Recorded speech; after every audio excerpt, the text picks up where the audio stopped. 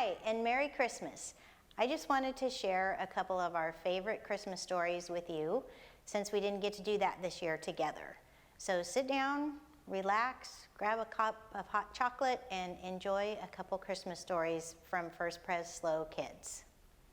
The first story is The Worst Christmas Ever by Kathleen Long Bostrom.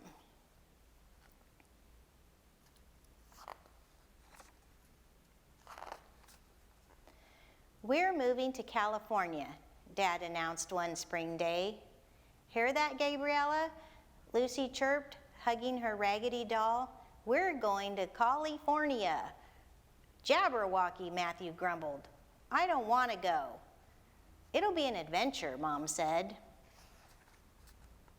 That night, Matthew snuggled under the covers with his dog, Jasper. Jasper licked Matthew's tears and fell asleep, snoring his groggy, doggy snore.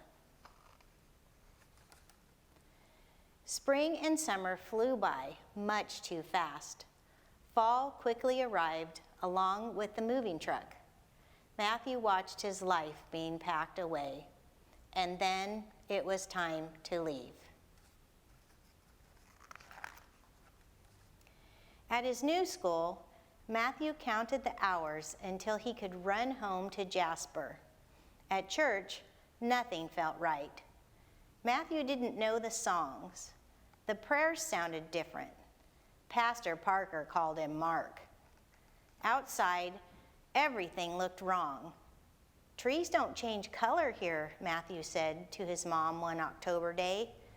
Remember when I covered Jasper in leaves?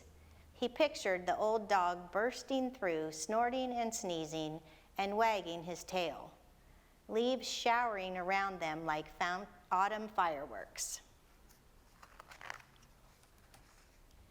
Fall blended into winter. Christmas is coming, Lucy shouted. Let's get our tree, Mom said. That will put us in the spirit. Jabberwocky, Matthew muttered.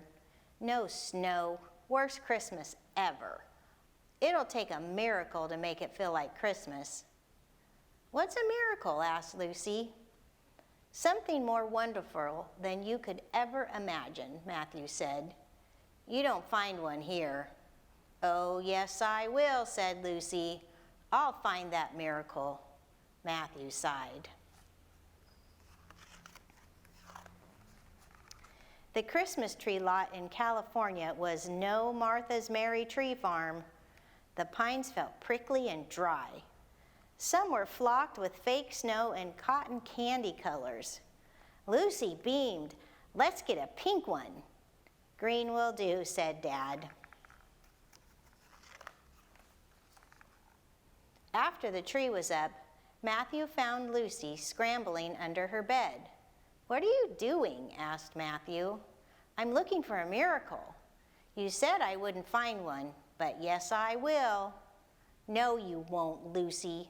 Matthew shook his head, and he smiled just a little. The Sunday before Christmas Eve, Pastor Parker announced, we need a family for the outdoor nativity. Any volunteers? Dad looked at Mom and then raised his hand. Lucy jumped up and down. Gabriella can be baby Jesus. Great, said Pastor Parker. Matthew slid down in the pew.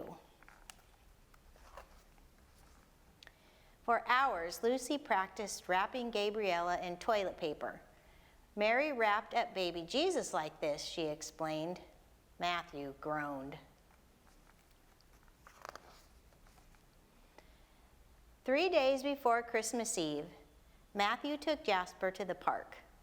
A squirrel darted by, and the dog lumbered across the street and into the bushes. Jasper, come back, Matthew called. But Jasper had vanished. Matthew raced home. Jasper's gone, he sobbed. The family searched for hours until it was too dark to see. Nothing. We'll make flyers and put them up tomorrow, Mom suggested as Dad called the neighbors. Lucy plopped her box of crayons on the table. We can use these, she said. The next morning, the neighbors helped hand out the finished flyers while Dad called animal shelters and veterinarians to see if anyone had reported a lost dog, but nobody had. That night, Matthew could not sleep. He missed Jasper snuggling next to him and the sound of his groggy doggy snore. No Jasper the next day or the next. Christmas Eve arrived, but Matthew didn't bubble with the usual excitement. His spirit felt as flat as a can of stale root beer. It didn't help that Lucy sang "Away in a Manger" to Gabriella over and over. "We're going to Bethlehem tonight," she announced. "It's Bethlehem, Lucy, Bethlehem." "Bethlehem, that's what I said." Lucy raised her voice even louder. "No crib for a bed." Matthew jammed his fingers into his ears. At the Christmas Eve service, Matthew lit his candle and sang with the others, but his heart ached for Jasper, lost somewhere in the terribly silent night. The family slipped out during the last stanza of Joy to the World to dress in their nativity costumes. Mom and Dad as Mary and Joseph, Matthew as a shepherd, and Lucy as an angel. They gathered around the manger on the church's front lawn. Lucy gently placed Gabriella under the blanket in the manger. Others joined the holy in its own way family. In the manger, Gabriella looked almost real. As everyone sang carols around the nativity family, a thick fog rolled in, swallowing the tops of the trees and the edges of the church. Matthew closed his eyes and imagined the snow he missed so much. Then Lucy gasped, "Look, everybody, look!" Matthew's eyes snapped open. Lucy pointed at the pile of hay in the manger. It was moving. "Gabriella's alive," Lucy squealed. "It's the Christmas miracle. I told you we'd find the miracle." Matthew dropped to his knees. He lifted the wriggling blanket in the manger and gasped. Jasper! He'd been deep in the hay, stretching in his sleep, jiggling Gabriella, snoring his groggy doggy snore. Matthew buried his face in the dog's fur. "Jasper, you found your way home. It is a miracle. You found your way home." Jasper snorted, opened his eyes, and licked Matthew's face. Matthew looked around. Dad with his arm around Mom, Lucy cradling Gabriella, Pastor Parker, and all the church folks smiling, and Jasper back where he belonged. "Best Christmas ever," said Matthew. It didn't matter now that there was no snow and that they'd almost had a pink tree. Christmas had come, right in the middle of Matthew's feeling lost in the world, just as it had come the first Christmas long ago, ready or not. The end. Humphrey's First Christmas, written by Carol Hayer.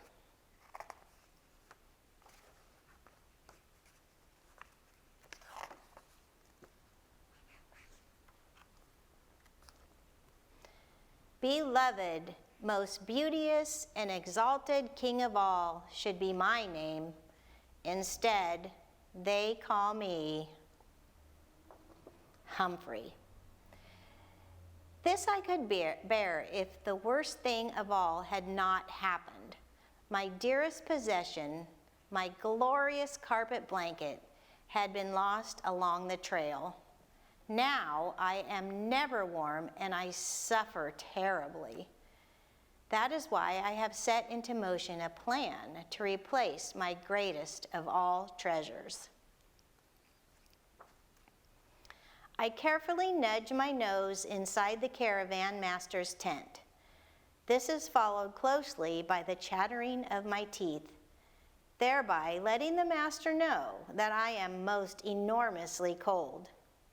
Success! He has not pushed me out, and I remain hopeful that a new blanket will soon be mine. 3 rich caravans have joined us, and there has been talk of kings.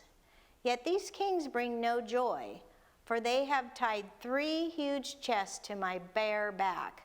They are so heavy. I am sure each must be filled with rocks. The other camels are wearing the finest of blankets. They are all comfortable and warm. Not one of them thinks about me, their cousin, in pain and misery because of the loss of my most precious carpet blanket. I cry out in sorrow. I weep. Today, I continue my plan to regain my treasured blanket. I add loud sniffling to the chattering of my teeth and squeeze my entire body inside my master's tent. As I do so, out rolls my master, for the tent is exactly camel-sized. It is as I planned. As the master chases me away, he tosses me a new blanket. I have success. Once more, I am covered with splendor and comfort. I am filled with delight. If it were not for the heavy chest I am forced to carry, I would almost be happy. We have followed one star for many long nights. Now our caravan enters the town of Bethlehem. Its streets and inns are crowded with travelers. My master gives no thought to my tired feet and rumbling belly. I am forced to move on. At last, we reach the end of our journey, but I am confused. There is no great palace, no rich oasis, no palms heavy with fruit. I see only a lowly stable with a family inside. The 3 kings rejoice and rush forward to bow before the young woman who cradles a baby. Finally, the chests are taken from my back and placed before this tiny child. As each box is opened, I see no stones, only gold, frankincense, and myrrh. In this land, I have walked past many children, but never before have I felt the need to walk toward one. Now, I kneel before this baby, shivering in a manger. Watching him gladdens me more than sweet water, fresh hay, or even my wondrous new blanket.